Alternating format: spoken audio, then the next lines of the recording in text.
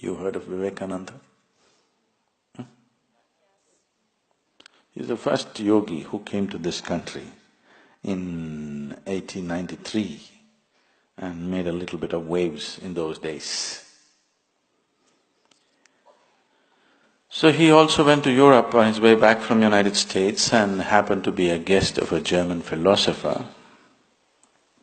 And after dinner they met in the study and they were discussing this and that, and there was a large book on his table which was over 700 pages. So Vivekananda said, because the man was speaking very highly about the book, he said, "Can you give me that book for an hour? Let me see what is there in it." That man laughed. He said, "In 1 hour you're going to read this book? I have been reading it for weeks and not getting anywhere because it's so complex. And that too, it's in German language. You don't even know the language. What will you do with it in an hour?" Vivekananda said, "You give it to me for an hour, let me see." So the book was given to him. He took the book and placed it between his two hands and just sat there with his eyes closed.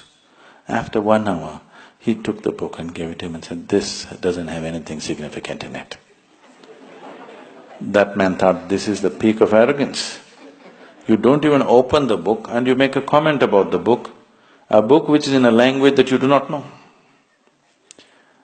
So he was a little put off by this and he says, "What is this nonsense?" Vivekananda said, "You ask me anything about the book, I'll tell you." Okay, in page 633, what is there? Verbatim, Vivekananda repeats. You ask any page, just number the page, he will tell you what is there word by word on every page. Then he asked, "How is this? You didn't even open the book. How is this possible?" He said, "That's why they call me Vivekananda." Viveka means perception. His name is Narendra. His guru called him Vivekananda because of his ability to perceive. So he said, "That's why I'm called Vivekananda."